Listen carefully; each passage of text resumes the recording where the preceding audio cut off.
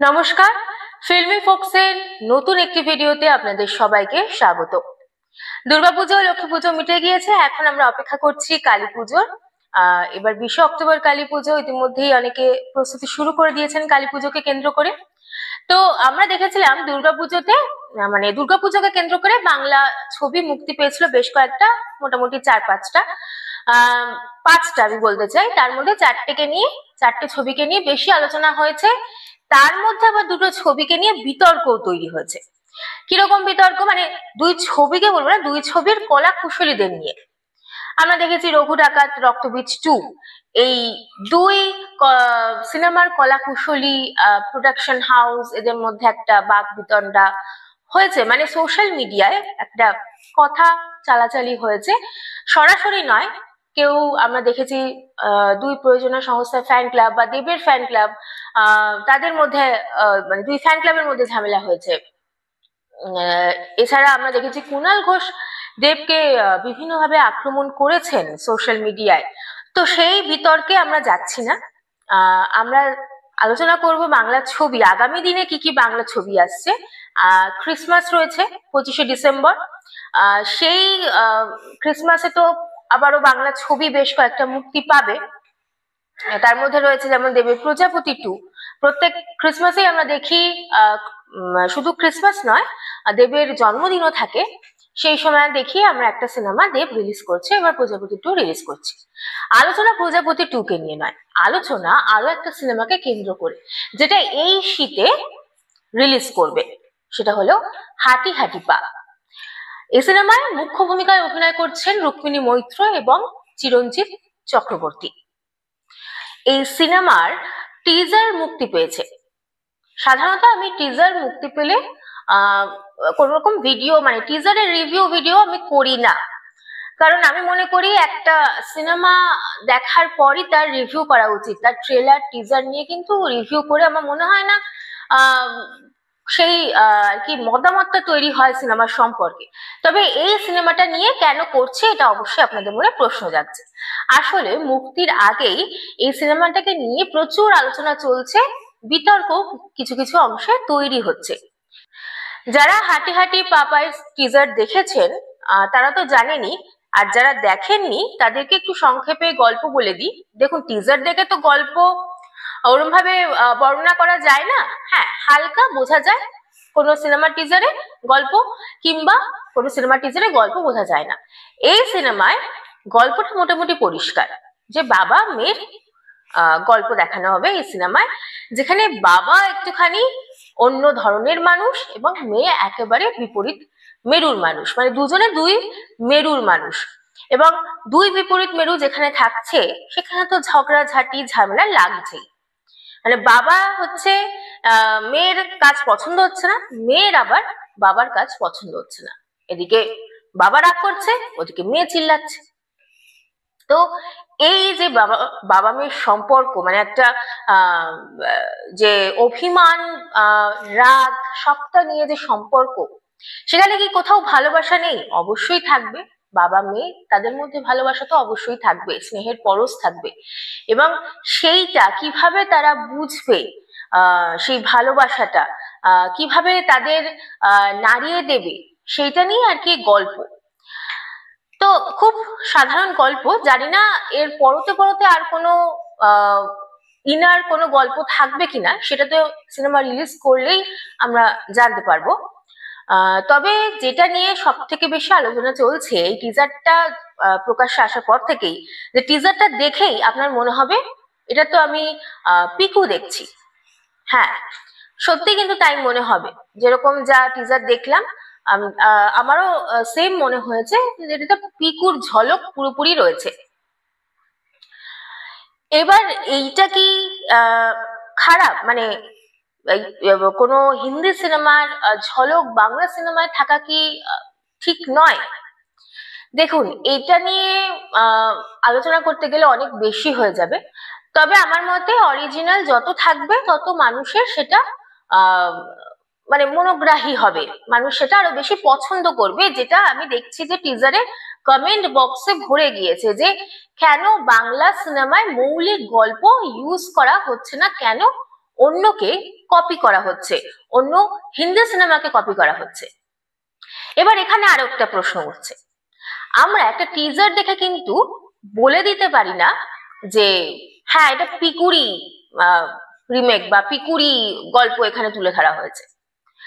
হতে পারে আমাদের সেই পিকুকে মনে করাচ্ছে, পিকু সিনেমাকে মনে করাচ্ছে। এটাও হতে পারে যে গল্পটা হয়তো অন্য রকম ভাবে বলা হবে, অন্য রকম ভাবে প্রেজেন্ট করা হবে এবং এর পরতে হয়তো অন্য ইনার গল্প রয়েছে।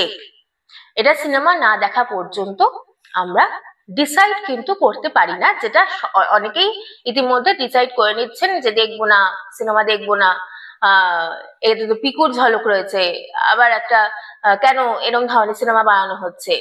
প্রথমে কিন্তু একটা নেগেটিভ ছাপ পড়ে গিয়েছে এই সিনেমায়।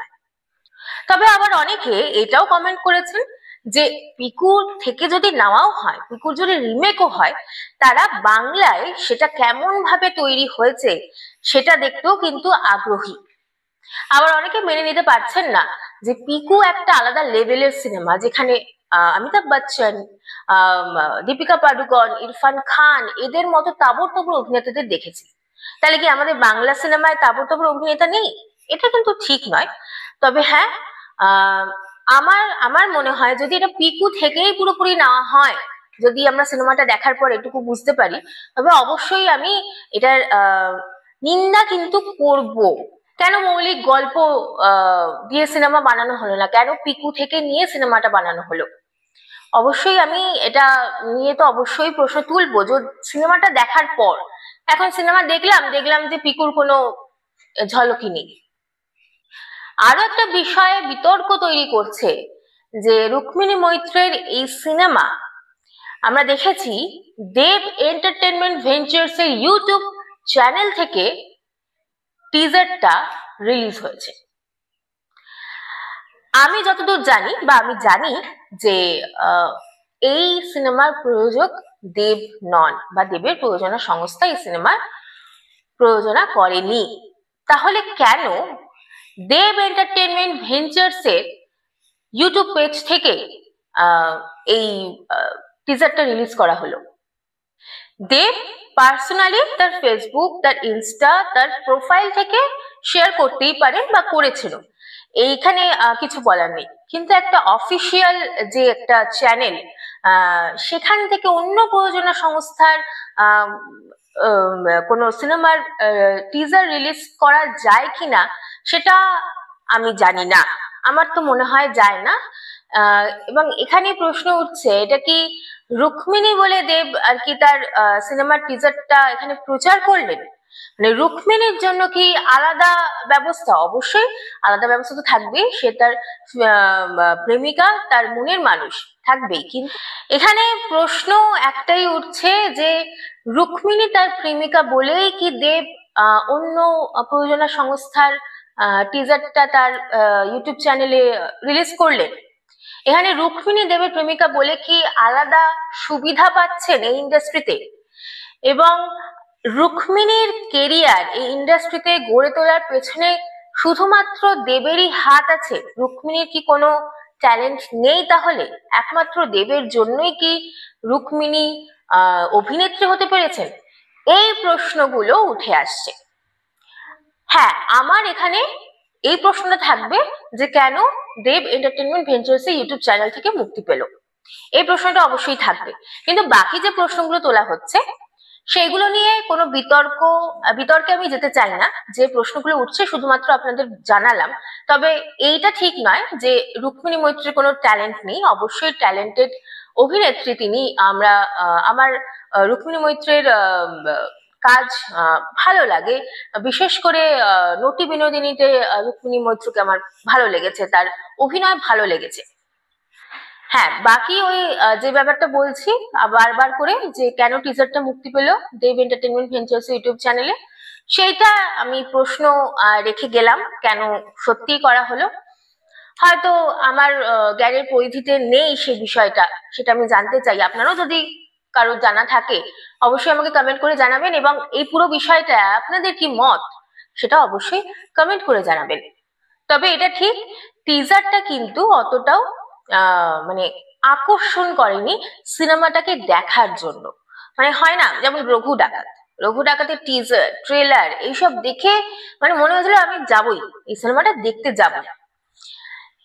এই আকর্ষণটা কিন্তু ফিল হয়নি হাঁটি হাঁটি পা পায়ের ক্ষেত্রে।